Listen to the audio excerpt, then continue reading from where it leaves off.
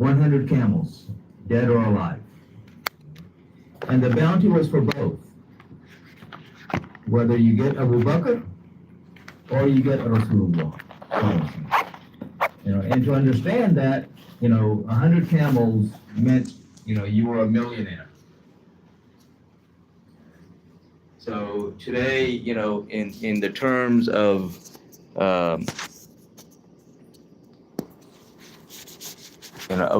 I guess I shouldn't say modern day terms, but the terms of what has become common speech, and especially amongst the non-Muslims, they say, this is the mindset of Quraysh, is, if we get him, we've won the lotto.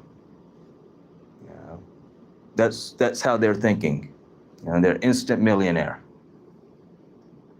So everybody's looking. And of course, they waited in the cave of Thor for 3 days. And then, sneak out or get out after the 3rd day. Abu Bakr, radiallahu anhu, he had hired a guide, Abdullah ibn Arqat. The guide is not Muslim, but he's very loyal to Abu Bakr. He's someone Abu Bakr can trust. He's known him for a long time. And this is a man who knows all the paths around, and especially the paths that no one uses. Those trails that no one uses, he knows those trails well. And this is why Abu Bakr hired him. And of course, he brings 2 camels. These 2 camels that Abu Bakr had been preparing for a long time for this journey. One is the camel of Rasulullah Qaswa, and the other is the camel of Abu Bakr. And so Rasulullah and Abu Bakr, they climb on one camel, and Abdullah ibn Arqat, along with the servant of Abu Bakr, Amir ibn Fuhayra, climb on the other camel. Amir ibn Fuhayra is very interesting because amongst the 8 people, the 4 men and 4 women that Abu Bakr, he bought their freedom. Amir ibn Fuhayra is one of those 8 people. However, Amir understood his position and understood the advantages to remaining a servant for Abu Bakr, and he chose not to leave Abu Bakr. He said, I will remain as your servant, because he knew that gave him access to Rasulullah sallallahu alaihi wasallam. Now, these are very intelligent people. So, of course, when this price is, laid on their heads, everybody's looking. And word spreads very quickly, even include the surrounding clan. So amongst the surrounding clans, there's a man named Suraqa bin Malik, radiallahu anhu, who would become radiallahu anhu later on. At this time, he's just Suraqa bin Malik. He's just a guy who's looking for a buck. He's the leader of his clan of Banu Kinana. He's one of the leaders. And he's sitting amongst his people when one of his servants comes and whispers to him in his ear that he's seen some people walking this way and he thinks it's them. So Suraqa tells his servant very quietly to get his spear prepared, ready, and get his horse ready. And he secretly leaves the back door of the house and goes and gets everything set. Suraqa knows where to go immediately because, he wants this whole prize to himself. He doesn't want to share with anybody. So he gets on his horse and he starts going after them. Abu Bakr is sitting on the back of the camel. Rasulullah is sitting on the front of the camel. Abu Bakr is looking in the back. He's sitting, turned around, looking towards the back. Rasulullah is sitting, facing forward, reciting the Quran. And Abu Bakr sees this man coming on a horse very quickly at a distance. And he's getting closer, and then he says, Ya Rasulullah, he's getting closer. Rasulullah calmly continues to recite, and suddenly this man's horse, his feet go into the sand, and Suraqa goes flying off the horse. It's never happened to him before.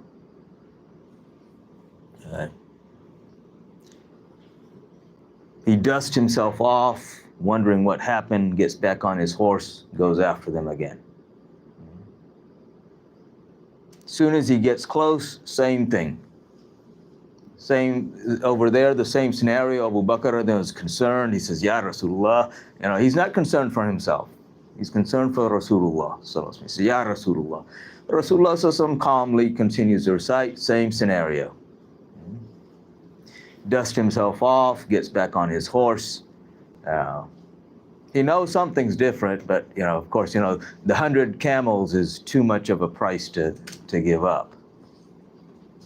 He starts going after them again. This time when the horse's front hooves go into the sand, they don't just come out like they did before. He goes flying off, and now he can't get his horse out. And he looks back at Rasulullah, he sees this smoke that's following them, and he says, no, he realizes that they are protected. So he cries out to them. He says, I just want to talk. He says, please. Now, not only does he cry out, he's asked for help. His horse, he needs his horse out. He's asking for help from the people that he's chasing down. But he also understands, he knows the situation. Suraqah is not this is, if you think about this is a very intelligent man.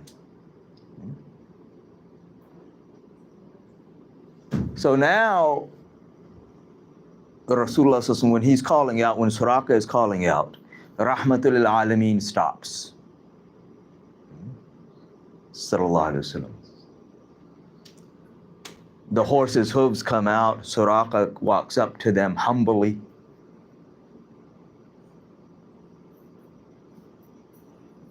And he says, now Suraqah understands his position as well. He says, he comes to Rasulullah, he says that, I want your protection. Right? They're having this conversation. In the conversation, he wants the protection of Rasulullah. I mean, you got to imagine this, or rather, you have to understand this. This is a man who is being chased by Quraysh. The whole police state is after him.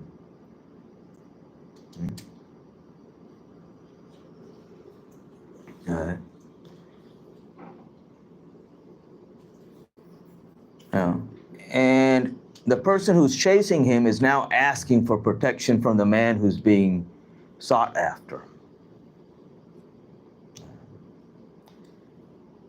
And so Rasulullah tells Abu Bakr to write him that he's under the protection of Rasulullah.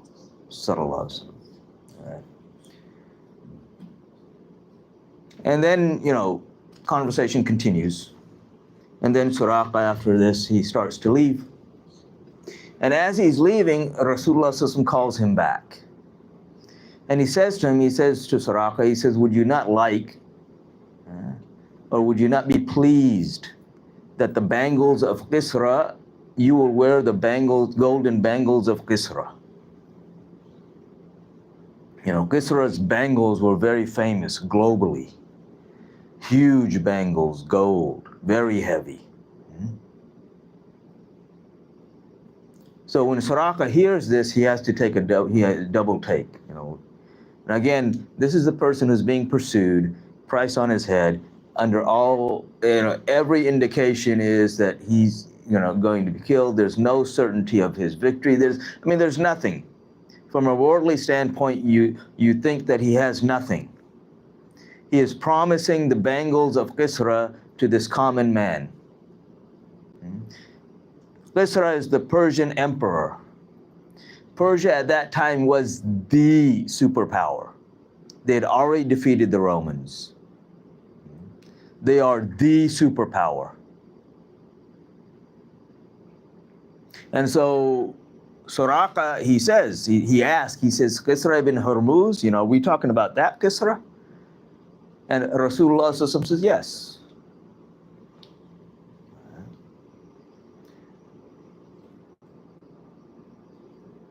So he says, yes, I would like to, of course, who wouldn't want to wear those bangles? He says, they're yours.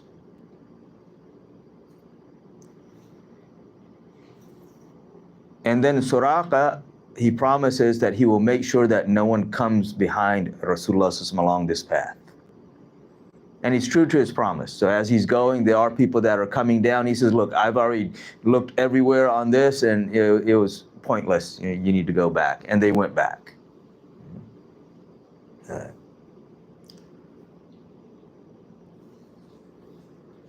There's so many lessons we get from this. But before I get into the lessons, I want to explain why we talk about these lessons. Why we talk about the knowledge of Rasulullah sallallahu alaihi wasallam, why we talk about the authority of Rasulullah sallallahu alaihi wasallam. For the believers and for everybody else, victory is from Allah. There is no victory except through Allah. But the rules for the believers are very different. You hear a lot of people here, a lot of Muslims who've either come from abroad or they're here for whatever. And they're brainwashed into thinking, look at these people. They became successful like this. We got to do like them. And you hear that. It's a common thing now. We got to be like, we got to get like this and do this. And basically what they're telling you is we got to become part of the system.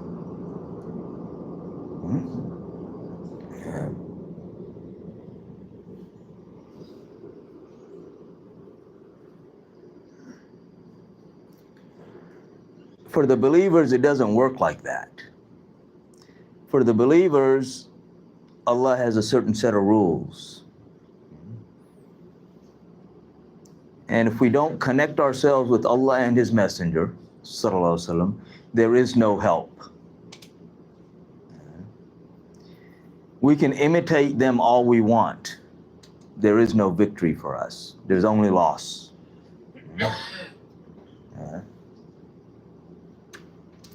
If they're doing something good, well, they actually took that from Islam anyway. So that's the lost property of the Muslim. But we don't do it because they're doing it. We do it because this is what is right. This is what we know from Allah and His Messenger, sallallahu alaihi wasallam. And victory for the believers only comes when our belief in La ilaha illallah, Muhammadur Rasulullah sallallahu alaihi wasallam is correct. If I say La ilaha illallah, but in my mind, Allah is some statue with two right arms and a shin and, and something else and whatever, I can say La ilaha illallah all I want. I don't believe in Allah. Because my concept of Allah is different than what Rasulullah sallallahu alaihi wasallam taught us.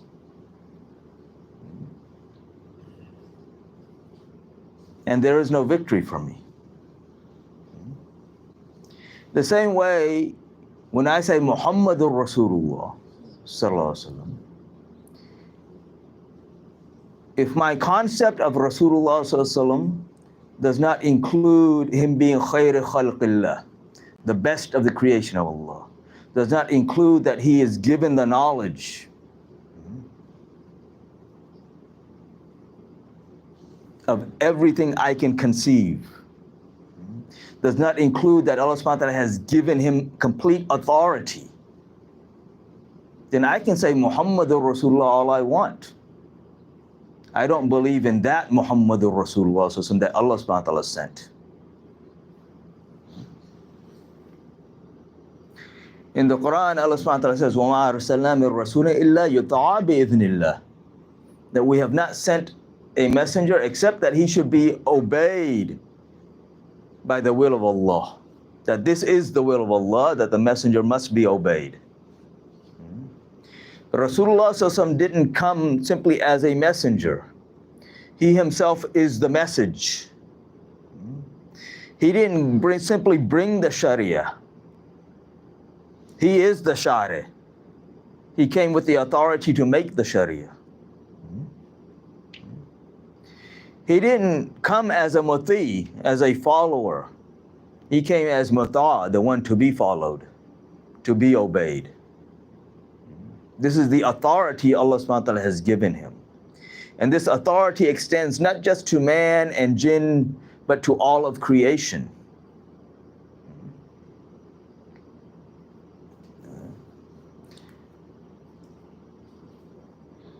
In the Quran, Allah subhanahu wa ta'ala tells us not to eat dead meat.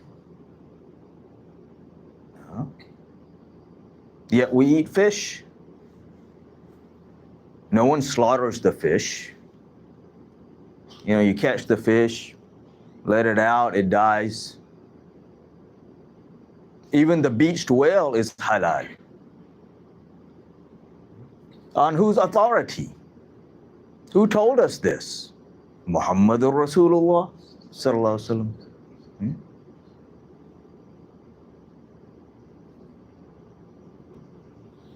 Gold is haram for men. There's no verse in the Quran that makes it haram for men. Who made it haram for men? Rasulullah sallallahu alaihi wasallam. So he made the rule, and he also made the exception to the rule. Suraqa. Of course, he's telling Suraqa this as far as, you know, that you will wear the golden bangles of Kisra before he's made gold haram. But the companions understand that whatever comes from the lips of Rasulullah sallallahu alaihi wasallam is nothing but the truth, nothing except exactly as Allah subhanahu wa ta'ala wants him to say it. وَمَا يَنْتِقُ عَنِ الْهَوَىٰ إِنْ هُوَ إِلَّا وَحْيٌ يُوحَىٰ. That he doesn't say anything from his own nafs, from his own self, but everything he says is nothing except revelation. وَمَا آتَاكُمُ الرَّسُولُ فَخُذُوهُ وَمَا نَهَاكُمْ عَنْهُ فَانْتَهُوا. That whatever this messenger gives you, take it, and whatever he tells you to stay away from it. Now, Suraqa, the interesting thing about Suraqa is he didn't accept Islam at this time.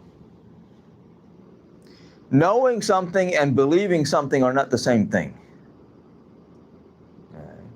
He knows that whatever comes from the lips of Muhammadur Rasulullah sallallahu alaihi wasallam is nothing but the truth, but he hasn't accepted him. He hasn't believed in him, rather. Let me put it that way. Now, the interesting thing also is that after this point, Suraqa became so brave, he would do things that no one else would do. And when people would ask him, you know, what's changed in you, he says, because Muhammad sallallahu alaihi wasallam promised me the bangles of Kisra, and until that happens, nothing can happen to me. One time later, after his Islam, he became very ill, to the point that everybody is getting ready for his funeral. They're making arrangements to give him ghusl, getting everything set, going and digging his grave. And when he wakes up, he says, "What are y'all doing?" They said, "Oh, you know, there's no way you're going to survive this." He said, "Hey, what are you talking about? I still haven't worn those bangles yet. Nothing's happening to me." Because again, he knows nothing comes from the lips of Rasulullah sallallahu alaihi wasallam except for the truth.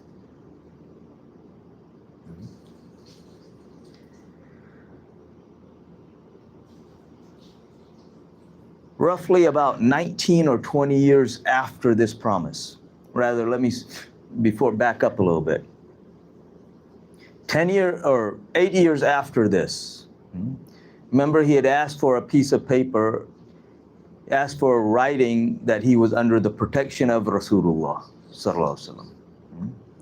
And so when Makkah was being conquered, you know, during this process he was captured. And the people that were had captured him were about to execute him, and he pulls out the piece of paper. And when they see the paper, then he's freed. He comes to Rasulullah sallallahu alaihi wasallam and accepts Islam now. 2 years later, Rasulullah sallallahu alaihi wasallam passes. Promise is fulfilled. Wafat. Rasulullah sallallahu alaihi wasallam fulfilled his promise to Allah. Allah said, come back home. He was homesick. Rasulullah sallallahu alaihi wasallam was homesick. He had been homesick for a long time. Abu Bakr then becomes Khalifa. 2 years, 2.25 years pass. Now, Umar now becomes Khalifa. Toward the end of the Khilafah of Umar, all of this wealth from Persia comes to Medina Munawwara. So roughly about 19 to 20 years after the promise is made. Umar knows the promise. And in all of this wealth that comes from Persia, there are the bangles of Qisra, there is the crown of Qisra, there is the belt of Qisra, there is the gown of Qisra. The bangles are gold with jewels in them. The crown is gold with rubies. The belt is gold with pearls. You know, the robe is silk with golden thread.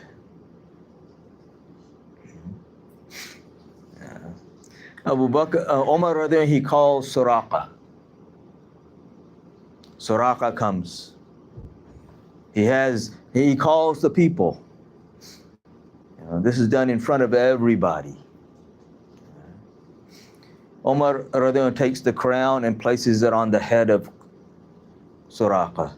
He takes the bangles and he puts them on the arms of Suraqa. He takes the belt and ties it around the waist of Suraqa.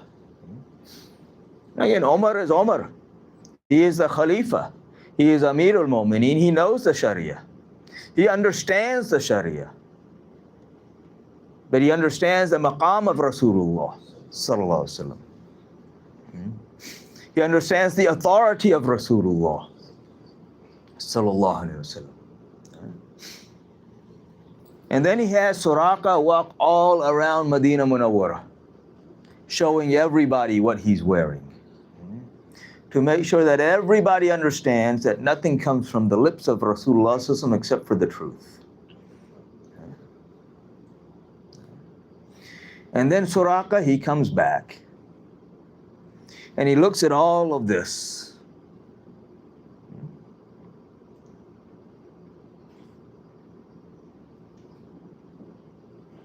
And he's crying.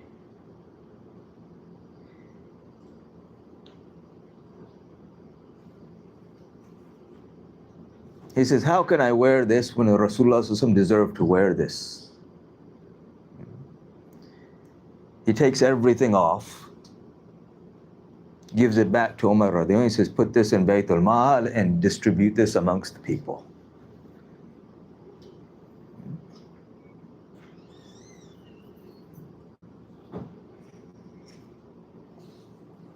But they understood the authority of Rasulullah, which we have forgotten. His authority over all of creation.